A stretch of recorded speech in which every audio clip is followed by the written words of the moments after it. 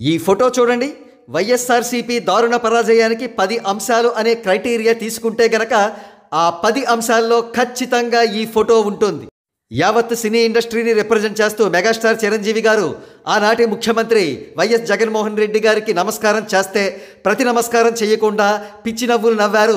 అంతేకాకుండా ఆ ఫోటోను ఇంటెన్షనల్గా వైరల్ చేశారు.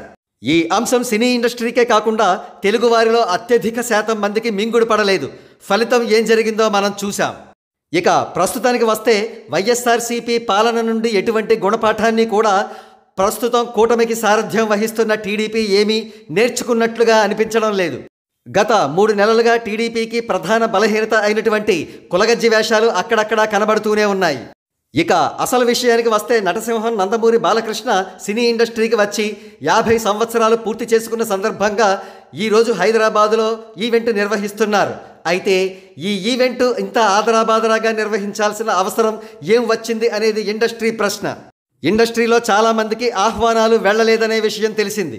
అంతేకాకుండా ఈవెంట్ డేట్ ఫిక్స్ చేసుకున్న తరువాతే మెగాస్టార్ చిరంజీవి గారిని ఇన్వైట్ చేశారనే విషయం తెలిసింది. ఇది చాలా పెద్ద తప్పు. అసలు దీన్ని మించిన అతిపెద్ద తప్పు ఏమిటంటే ఇండియాలోనే 2వ అతిపెద్ద పౌర పురస్కారం పద్మవిభూషణ్ అవార్డును రాష్ట్రపతి ద్రౌపది ముర్ము గారి చేతుల మీదుగా చిరంజీవి గారు అందుకున్నప్పటికీ కూటమి ప్రభుత్వం ఆయనను సన్మానించే ఎటువంటి చర్యలు కూడా చేపట్టలేదు. అత్యంత ముఖ్యమైన ఆ ఈవెంట్ను కండక్ట్ చేయకుండా గతంలో ఏనాడు లేని సంప్రదాయం 50 సంవత్సరాలు సినీ జీవితం ముగించుకుంటే ఫంక్షన్ జరపడం అనే సరికొత్త సంప్రదాయాన్ని సృష్టించడం, ఇది ఖచ్చితంగా టీడీపీ మార్కు కులగజ్జి ప్రదర్శన. ఇటువంటి నిర్ణయాలు ఖచ్చితంగా పార్టీకి కీడు చేస్తాయి కానీ మేలు ఎంత మాత్రం చెయ్యవు. ఆ విషయం ఆల్రెడీ 2019 జనరల్ ఎలక్షన్స్లో టీడీపీ చిత్తుగా ఓడిపోవడంతో నిరూపితమైంది. మరి ఆ ఓటమి నుంచి గుణపాఠాలు నేర్చుకోకపోతే ఎలా? దీనివల్ల టీడీపీకి కలిగే నష్టం ఏమిటంటే మెగా ఫ్యామిలీ అభిమానులకు వ్యతిరేకులు కావడమే. మరి ఒక ప్రక్క ఇంత తతంగం జరుగుతున్నా ఈ విషయాలేమీ డిప్యూటీ సీఎం పవన్ కళ్యాణ్ గారి దృష్టికి వెళ్ళడం లేదా అంటే ఖచ్చితంగా వెళుతున్నాయి.